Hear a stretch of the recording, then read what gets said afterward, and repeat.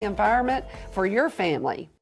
You know, we're still close enough off of the 4th of July weekend to find a lot of pride, I think, in our country. And chances are in your neighborhood, you still see some American flags flying. Every day we should wake up and be very grateful that this is the country that we have a chance to call home.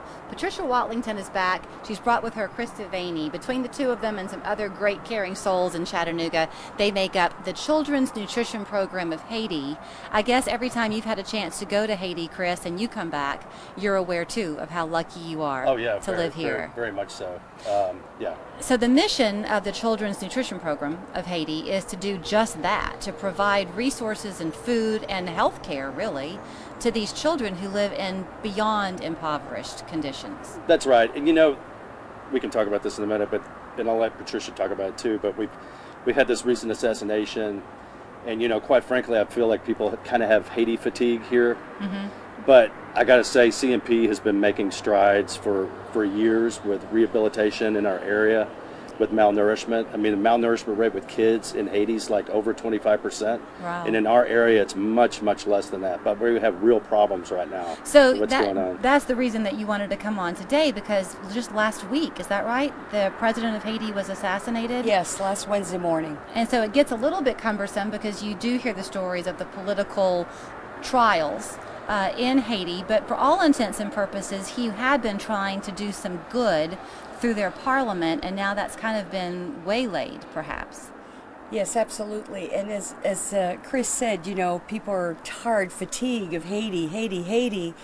But the frustrating part for us is that the children there represent 26% of the population, the children under 5 years old, and they are the most vulnerable of that community. They're the ones through all of this that are suffering the most. And so CNP has been there. We've been there 23 years, and we've dealt with so many challenges. It seems like they can never get a break, you know? Well, I'm going to counter what you say about people being tired of hearing about Haiti. I mean, I think you could flip it and say good for organizations like yours to keep them in the forefront, because this is where your passion is. Somebody else can have a passion. Oh yeah, for sure. I mean, there's so many great organizations right here in Chattanooga, and I participate in some of them, but also do this Haiti thing too. So what I want y'all to know as viewers is that this is very much a Chattanooga grassroots effort. Yes. It began here. Right. So you and I were talking, Chris, because I said, well, what would you need our viewers to know if things are so challenging right now? How do they help?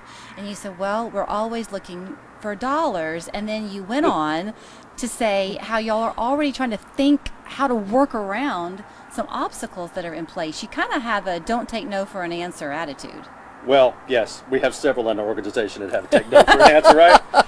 But you know, we have a product that we use called Plumpy Nut, and it's a rehabilitation peanut butter based thing that they give to infants and children.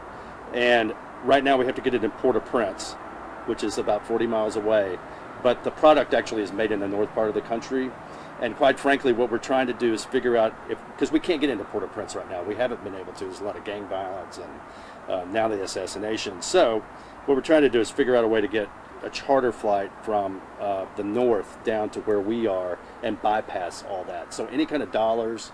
Look, if anybody has a plane, you know, that's what we're looking for. One of the things that you talk with me often about when you're here is how you get there, and of course to look around, the conditions are difficult to witness at times.